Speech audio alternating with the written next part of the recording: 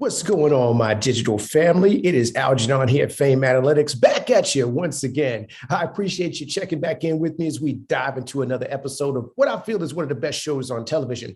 For those that are new to my page, come on in, make yourself comfortable. Make sure you like and subscribe.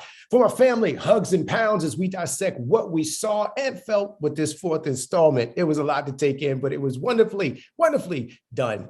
To paraphrase the hip hop GOAT, LL Cool J, don't call it a handout.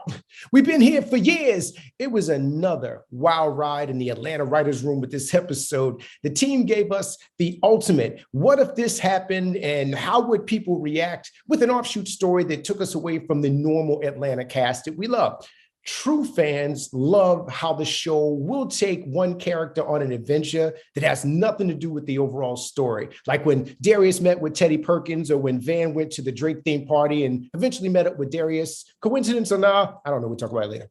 Anyway, this story took us away from the crew and gave us a slowly poured out narrative that was built around the implementation of slavery reparations for the verified descendants. I know, that spooky topic. It started out with a high-profile case against one of the founders of Tesla, a victory that opened the case up for, or opened the door up, I should say, for litigation against anyone that could prove that someone owned their family in the past.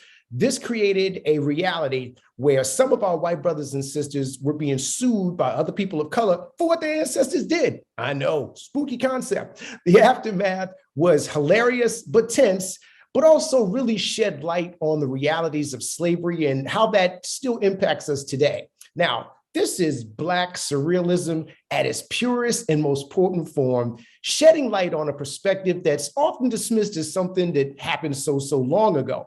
I know for my non-people of color, this is a story that's uncomfortable, or it may feel like a change the record type moment. I get it.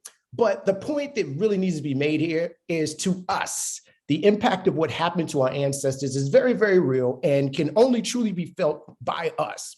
To go a little deeper, as I stated from the start of this video, reparations are not a handout. Countless people of color contributed to the creation of goods and services that are still in use today and will never get the credit or wealth for their efforts. For instance, color or not, how would you feel if you found out that the companies that you patronize were built off the backs of your family without any compensation, depriving them of any generational wealth? Ladies and gentlemen, that's not a freebie, but an invoice for services rendered. But anyway, the accuracy in this early season spinoff episode is amazing. We know that if this happened, Shaniqua is going to pull up with the family looking for her money. And in the end, the plantation descendant is going to have the privilege of eating a free cookie that he didn't have to earn or pay for. Another brilliant conversation piece. See y'all next week. Peace.